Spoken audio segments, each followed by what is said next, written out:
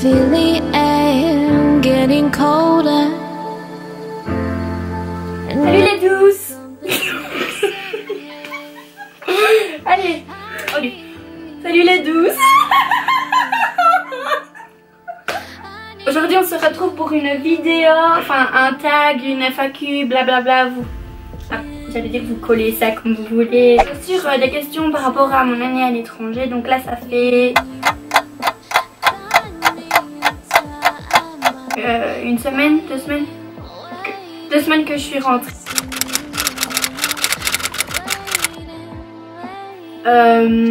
Moi je prenais l'avion je décollais à 7 h au matin, donc il fallait que je sois à 5 h à l'aéroport. Ma famille, ils nous ont même pas accompagnés en fait. Ils sont carrément... ils nous ont juste dit au revoir devant la maison. Puis après on a pris la voiture, on a mis les valises, on est parti. Bon, les au revoir c'est difficile, voilà, les copains, la famille, je sais pas comment dire. Enfin, c'est compliqué parce qu'on sait pas quand on va revoir les personnes et c'est vrai que dire au revoir comme ça. Moi au début je pleurais pas quand les gens me disaient au revoir parce que je me rendais pas compte, mais quand je suis arrivée à l'aéroport c'est vrai que là j'ai quand même eu du mal. Quand j'ai passé la sécurité en fait, là je me suis rendu compte que c'était la fin et que je partais et là j'ai quand même eu du mal. En fait j'essayais de même plus regarder les photos et tout ça, plus regarder mon téléphone, plus regarder les messages parce que franchement c'était pas facile. Mais voilà, après on revient, on revoit ses amis, on revoit sa famille et on essaye de pas trop y penser, on essaie de s'occuper quoi.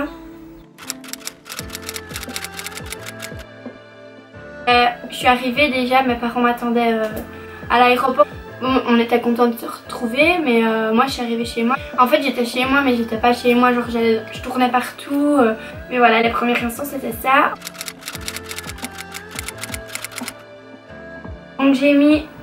le premier souvenir c'était quand j'ai été acceptée dans l'équipe de danse. Là en fait j'y croyais pas parce que quand j'ai passé l'audition on était beaucoup de filles.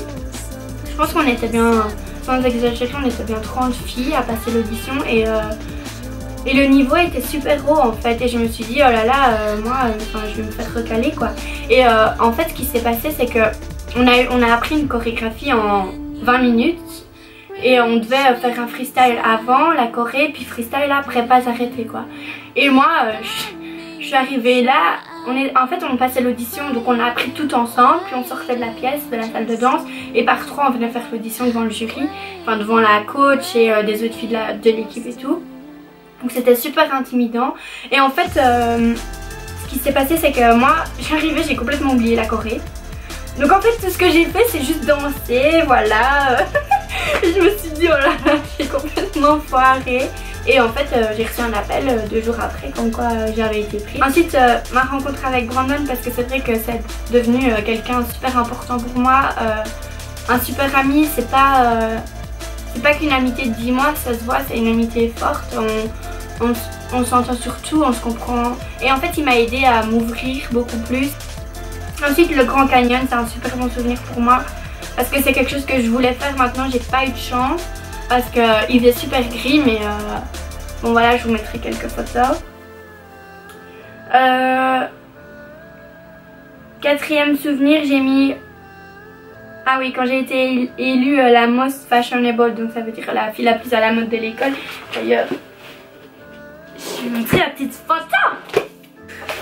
Bon, j'aime pas trop la photo et il faut aussi se dire que le mec qui a été élu avec moi, il avait oublié que c'était le jour qu'on faisait les photos, donc il est complètement habillé comme un baraki quoi. Mais voilà, en gros voilà la photo, bon on est trop beau quoi.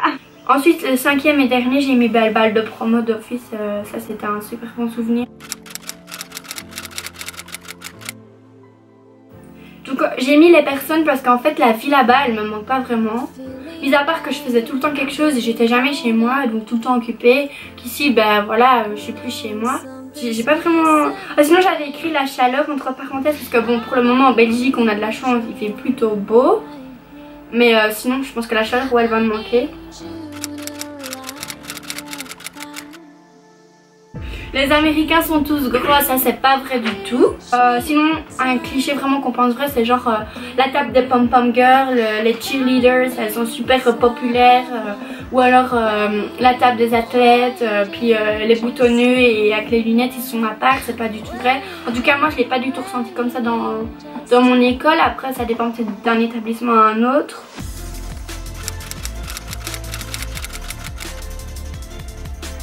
Donc premièrement j'aimerais bien continuer ma chaîne YouTube. J'espère que ça va marcher. En tout cas je pense que je vais continuer à faire une vidéo semaine si j'ai le temps, parce que comme je vais commencer mes études en septembre. Donc deuxième projet ce serait ça. Études je vais à Liège en communication.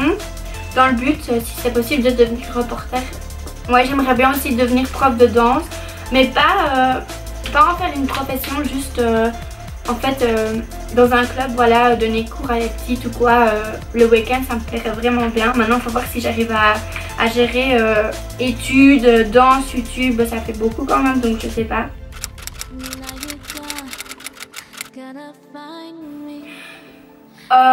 Il y a des moments où c'était plus difficile que d'autres, il y a des moments où c'était plus facile que d'autres. Je vais dire le début c'est super difficile, voilà. Tu te retrouves quelque part où tu connais personne, où tu connais pas la langue, tu connais pas la ville, tu connais pas l'école.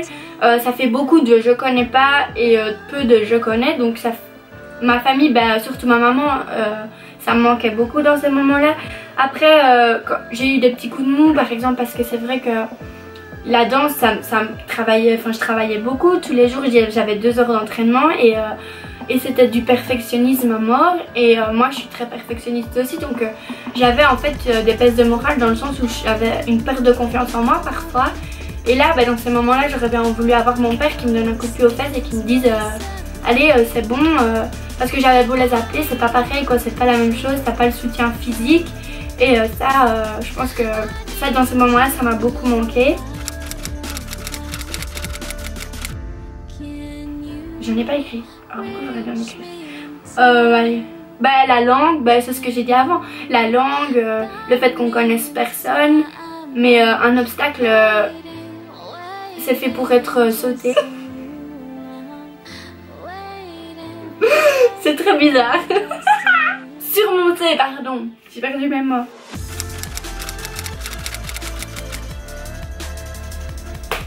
Bon, les bénéfices, c'est maturité.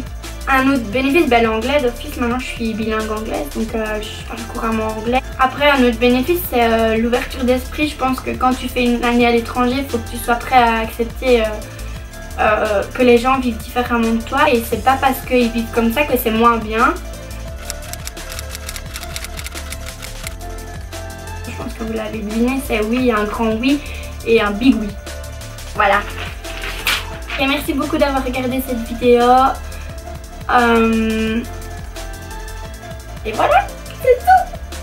Des petits pouces hauts et on se voit bientôt. À la prochaine. C'est fini.